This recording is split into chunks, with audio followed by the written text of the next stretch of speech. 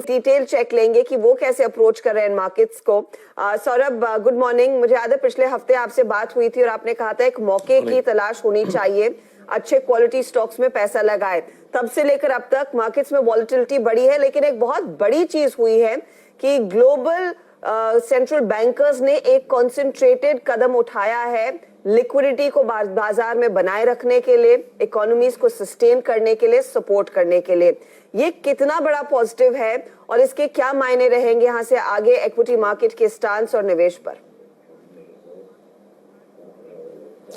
मैं इसके साथ और एक पॉजिटिव भी ऐड करना चाहूंगा। दूसरी पॉजिटिव जो नजर आ रही है कि चाइना से बैड न्यूज आना, both in terms of corona virus की फर्दर केसेस, कोरोना वायरस की डेथ्स और चाइनीज इकोनॉमी की स्लो डाउन, चाइना से बैड न्यूज आना भी धीरे धीरे बंद हो रहा है।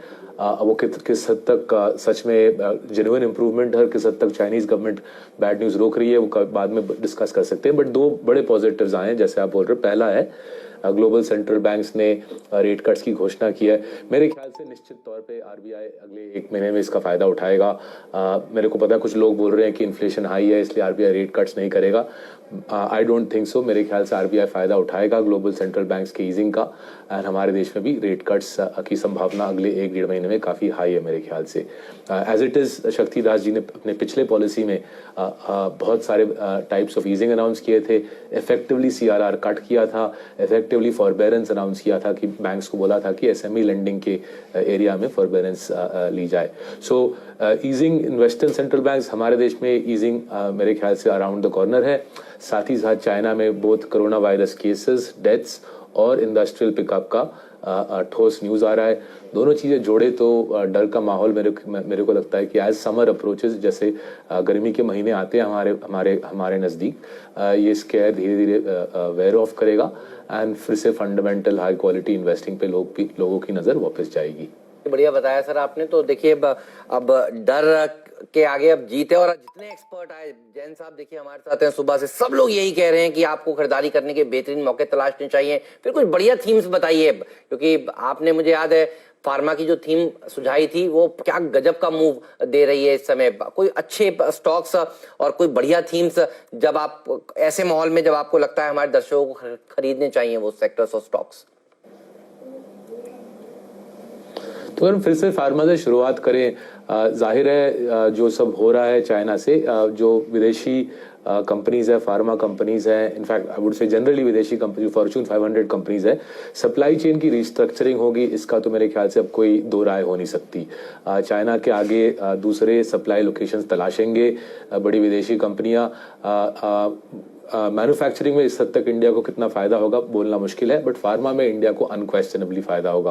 आप लोग कुछ और फार्मा स्टॉक्स डिस्कस कर रहे थे, मेरे ख्याल से सबसे बड़ा बेनिफिशियरी इसका रहेगा डिवीज लैब। हमारे पोर्टफोलियो में बैठता है, ऑलमोस्ट हमारे सारे पोर्टफोलियो में डिवीज लैब की एक काफी बड़ी पोजीशन है।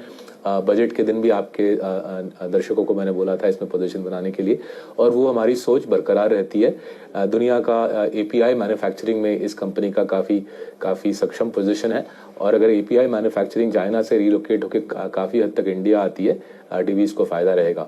छोटी मोटी शॉर्ट टर्म इश्यूज आ सकती है, बिकॉज रॉ मटेरियल सोर्सिंग इसकी around 1/5 of raw material China से आती है, वो उसको रिसोर्स करना पड़ेगा, बट वो कर लेगा एंड इसके पास प्राइसिंग पावर है। तो Divi's lab as a long term high quality investment, almost like an HDFC bank in the pharma industry, Divi's lab को मेरे ख्याल से लोगों को देखना चाहिए।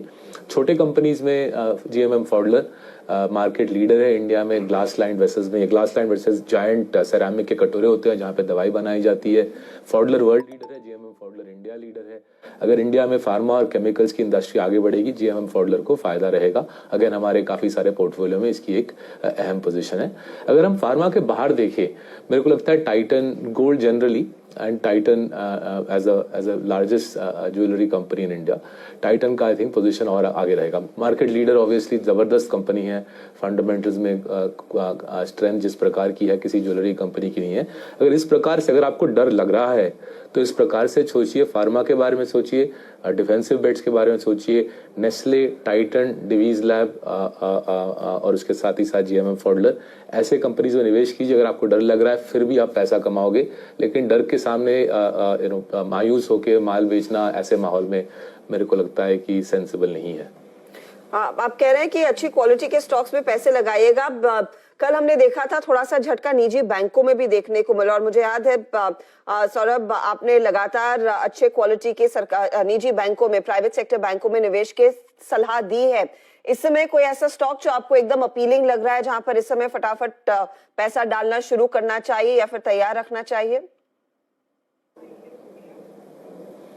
देखिए, जो बैंकिंग इंडस्ट्री में हमारे देश में सिचुएशन है वो 4-5 साल से बहुत एक ब्लैक एंड वाइट सिचुएशन बन गया है।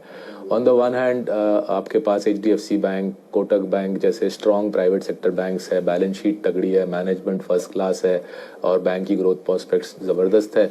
और दूसरे साइड पे है हमारे कमज़ोर PSU बैंक, जिनको तरह तरह की दिक्कतें चल रही हैं।